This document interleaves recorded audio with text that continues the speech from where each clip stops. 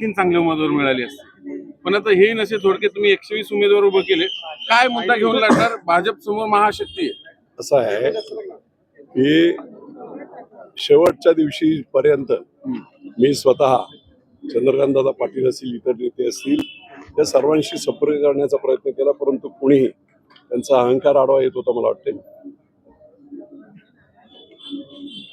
नामदार एकनाथराव शिंदे यांचं एक वाक्य मी आपल्याला आठवण करतो, मला हलक्यात घेऊ नका. तसंच त्यांनी शिवसेनेला आणि आम्हाला जरा हलक्यात घेण्याचा प्रयत्न केलाय. 16 तारखेला त्याचं उत्तर निश्चितपणे मिळेल. बोलता बोलता आमचे धंगेकर साहेब बोलले होते की ठीक आहे, आता आम्ही 165 जागा लढू. रात्री 12 वाजता आम्ही सुरुवात केली वाटायला आणि 120 उमेदवार फक्त 6 ते 7 तासात आम्ही दिलेले आहे. कदाचित त्यांनी आम्हाला घाळ ठेवलं नसतं आणि 2-4 दिवस अगोदर जर स्पष्ट सांगितलं असतं आणखी तर चित्र वेगळं असतं. निश्चितपणे चित्र वेगळं असतं.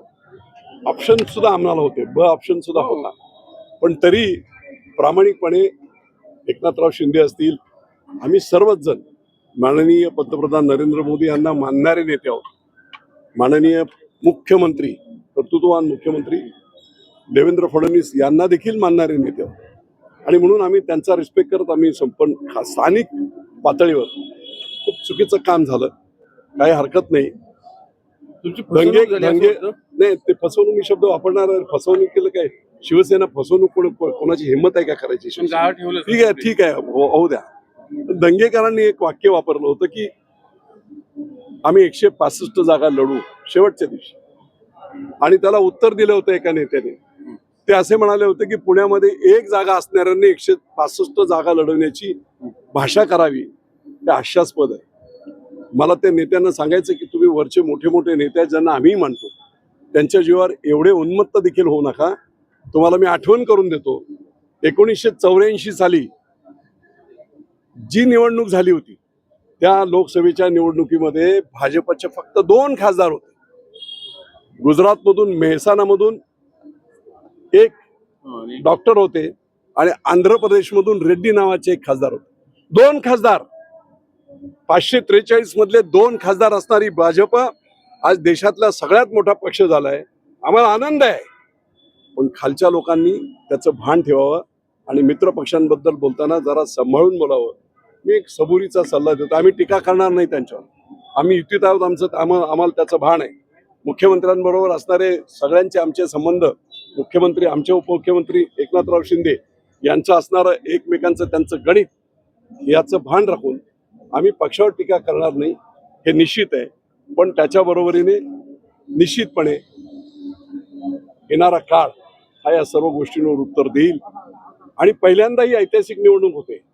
मी जाहीर माझ्या भाषणात सांगितलं की मी 14 ते 19 मी मंत्री होतो, आणि त्यावेळेस उभाटाचे जे नेते उद्धव ठाकरे त्यांना मी नेहमी म्हणायचो की मुंबईचं तुम्ही लक्ष देता, पुण्यावर लक्ष देत नाही. महत्वाची महानगरपालिका आहे, तुम्ही फक्त माझ्या ताब्यात द्या, मला जबाबदारी द्या, मी बाकीचं पुढचं बघतो. पण दुर्दैवाने त्यांनी ते कधी दिलं नव्हतं. आणि म्हणून गेल्या 40 वर्षामध्ये ज्या महानगरपालिकेच्या निवडणुका झाल्या त्या निवडणुकांमध्ये झेंडा देखील देण्याचं काम त्यांनी केलं नाही. इतकं वाऱ्यावर कार्यकर्त्यांना सोडलं, आणि म्हणून 5, 10, 15 याच्यावर आम्ही जाऊ शकलो नाही. मी आदरणीय बाळासाहेब ठाकरे यांच्या तोंडातून ऐकलेलं एक वाक्य सांगतो माझ्या समोर, की ज्या पुण्यामध्ये मी राहिलो, ज्या पुण्यामध्ये मी वाढलो, ते पुणे शिवसेनेकडे नाही याची खंत मला आहे. मी तुम्हाला सांगतो, हीच खंत एकनाथराव शिंदेकडे मी बोलून दाखवली. आणि म्हणून आज त्यांचे शिलेदार म्हणून, शिवसेनेचे शिलेदार म्हणून उदय सामंत असतील, मी असेल, आमचे नीलमताई असतील, धंगेकर असतील, आबा असतील, आबा बागुल असतील, आम्ही सर्वजण प्रयत्नांची पराकाष्ठा करू. आणखी एक मी उदाहरण सांगितलं की शिवसेनेला नेहमी बदनामी करणारे त्या तत्कालीन काँग्रेस राष्ट्रवादीचे लोक, मी जेव्हा पुरंदरला गेलो तेव्हा 4000 मतं फक्त शिवसेनेला मिळायची गेले 40 वर्ष. माझ्याकडे कुठचाही सरपंच नव्हता, जिल्हा परिषद सदस्य नव्हता, कोणी नव्हतं, पण माझ्याकडे जिद्द होती आणि बाळासाहेबांचे विचार आणि बाळासाहेबांचा चेहरा माझ्या समोर होता. जेव्हा जेव्हा आश्वासक चेहरा जनतेला शिवसेनेच्या माध्यमातून मिळाला की लोक त्यांना डोक्यावर घेतात. आणि तब्बल 32 वर्ष आमदार असणारे आणि अनेक वर्ष राज्यकारण केलेल्या सगळ्या लोकांना पाडून 26,000 मताच्या मताधिक्याने बाळासाहेबांचा हा शिलेदार तिथे विजय झाला. आज 20 वर्ष झाले आहेत. आणि म्हणून मी कार्यकर्त्यांना तेच सांगितलंय, आम्ही ठामपणे तुमच्या पाठीशी उभे आहोत. आत्मविश्वास वाढवा, स्वतःची कुंडलिनी जागृत करा. निश्चितपणे बाळासाहेबांचे विचार आणि एकनाथराव शिंदेचं नेतृत्व तुम्हाला, आज तुम्ही सामान्य म्हणून समोर बसलेला आहात, 16 तारखेला तुम्ही असामान्य व्हाल.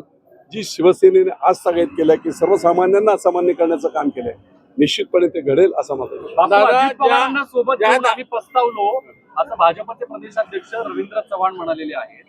आता ते त्यांना विचारा, त्याबद्दल मी कॉमेंट करू इच्छित नाही, नाही. पण अजितदादा म्हणतात की भाजप भ्रष्टाचारी राक्षस आहे. राक्षस वृत्ती आहे आणि आता हप्ते झाले मी तुम्हाला अगोदरच सांगितलेलं आहे, आमचं धोरण आहे की पंतप्रधान मोदी, त्याचबरोबर आमचे लाडके नेते सगळ्यांचे, एकनाथराव शिंदेबरोबरचे देवेंद्र फडणवीस यांना कुठेही दुखावलं जाईल असं आम्ही बोलणार नाही. आम्ही बोलू की तुम्ही आम्हाला खालच्या लोकांना आम्हाला हलक्यात घेऊ नका, आम्ही आमच्या पद्धतीने लढू, काम करू. निश्चितपणे लोक आम्हाला संधी देतील, पुणेकर संधी देतील. आणि ती ग्वाहीच की निवड फक्त मतदानापुरते आणि निवडणुकीपुरते नाही, इथून पुढे माझा जिल्हा आहे, माझे 2.5 लाख मतदार माझ्या मतदारसंघातले पुणे शहरात आहे. त्यामुळे निश्चितपणे पूर्णपणे लक्ष देऊन पुणे शहरातील विकासाच्या संदर्भामध्ये जेवढी काही शक्य आहे ती सगळी वापरून एकनाथराव शिंदे भाजपने दादाला सोबत घेऊन चूक केली असं वाटतं, तुम्ही मागे म्हणला होता. संजय राऊतांचं म्हणणं आहे की 3 नंतरचे जरी फॉर्म आले माघारीचे ते स्वीकारा, असं उपमुख्यमंत्री कार्यालयातून फोन गेले होते निवडणूक आयोगाला. मी तुम्हाला 2-4 वेळा सांगितलं, आता परत एकदा सांगतो. संजय राऊत हे परफेक्ट सिझोफ्रेनिक आहे. कुठच्याही डॉक्टरांना तुम्ही विचारा सिझोफ्रेनियाची लक्षणं काय. ते रात्री झोपतात ना, त्यावेळेस त्यांना वेगवेगळे हॅल्युसिनेशन, भास होतात. आणि ते भास झाले की सकाळी इतक्या परफेक्टपणे ते सांगतात की लोकांना खरं वाटावं. पण तो सिझोफ्रेनियाचा परिणाम आहे. ते मी 10 वेळा सांगितलेलं आहे. त्यामुळे रात्री त्यांना स्वप्न पडलं असेल, मुख्यमंत्र्यांनी फोन केले, त्यांना दिसलं असेल चित्र वगैरे, सकाळी बोलून टाक. तेवढं लाईट, तेवढं गांभीर्याने घेऊन. बापू, पुण्यातील गुन्हेगारी वाढते. आज देखील कोयते गँगचे हल्ले झाले, गाड्या पुण्यात आले, 16-17 गाड्या फोडलेत पुण्यातील कात्रज भागामध्ये. अशा परिस्थितीमध्ये अजित पवारांनी जवळपास 4 ते 5 उमेदवार अशा परिस्थितीमध्ये पुणेकरांना पर्याय हा फक्त शिवसेना आहे. ताकदीने कोणाची हिंमत नाही. जर शिवसेनेने निवडून दिलं एकेका प्रभागात, कोण कोयता गॅन फायता गॅन काय, आम्ही कोणाला हे करत नाही. आम्ही ओरिजिनल मावळे आहोत. त्यामुळे महापौर सेनेचं होणार का? महापौर सेनेचा व्हावा अशी सगळ्यांची इच्छा होईल देखील. अगदीच नाही झालं तर आमच्याशिवाय महापौर कोणी करू शकत नाही. एवढी परिस्थिती तर निश्चितपणे शिवसेनेची असेल. धन्यवाद.